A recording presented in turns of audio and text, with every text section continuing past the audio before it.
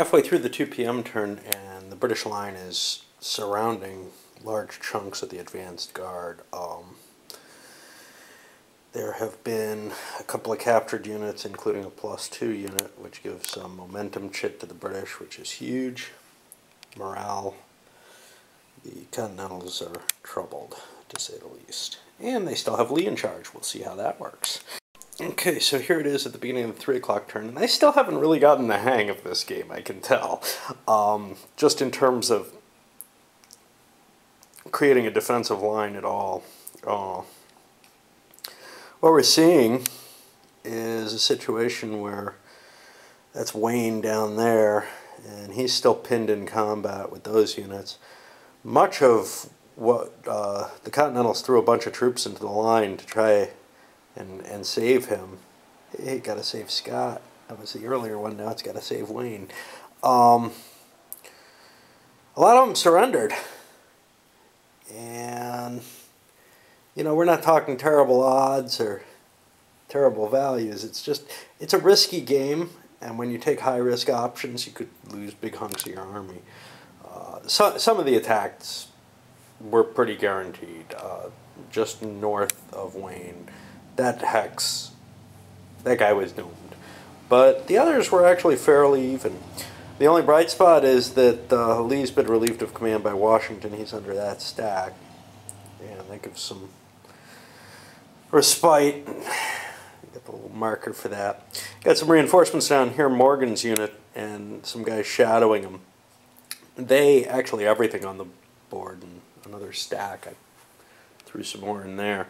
Are optional reinforcements, which means there's different scenarios you can play. The base scenario says you roll a die, see if they come in. With Morgan's, they can come in all day, but the best they ever reach is a 0 to 3 because Lee gave him some instructions that were along the lines of, oh yeah, I'm in retreat, so, you know, figure out what you want to do. Oh, I forgot to make a morale check on this guy. There's a disordered guy there that needs one.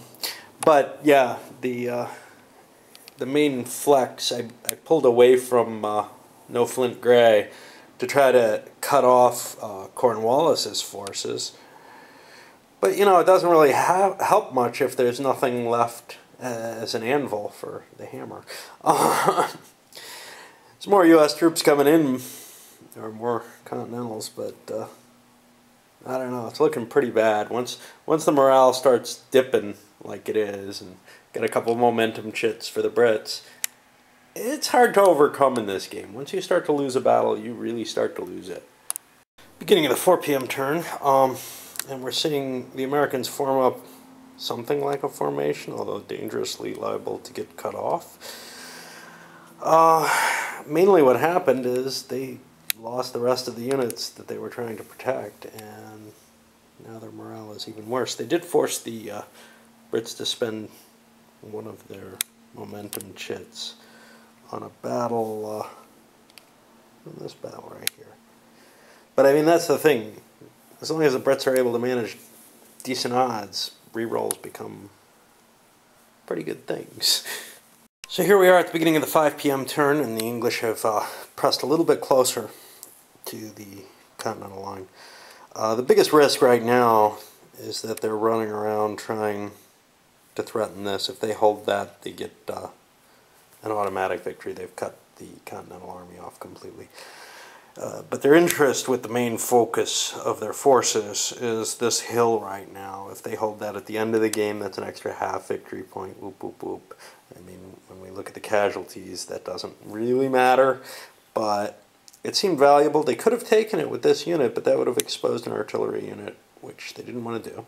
So their lead unit had to withdraw, as did the American.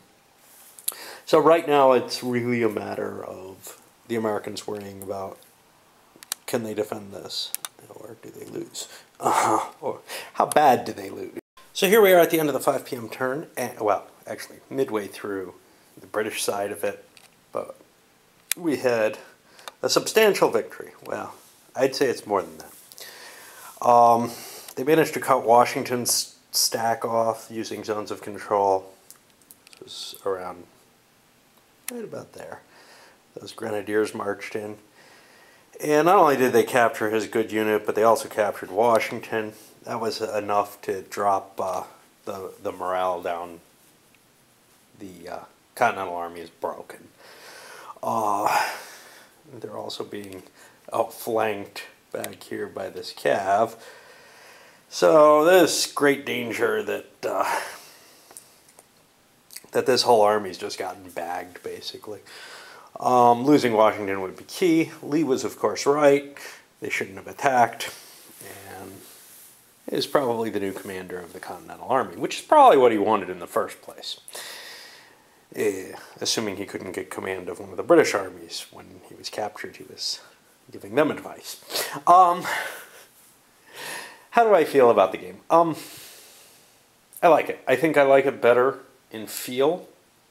After both this and Saratoga, I like it better in feel than I liked the other Monmouth that I have, the S&T one. This is at a larger scale, but it just feels more like units are actually sort of pushing back and forth the way that they did historically at Saratoga and in a lot of battles, where they'd rush each other, get close, fire, and then run away. I am not comfortable with the system yet in terms of, I think that it actually takes a reasonable amount of study. It's not intuitive the way a lot of games are, a lot of war games.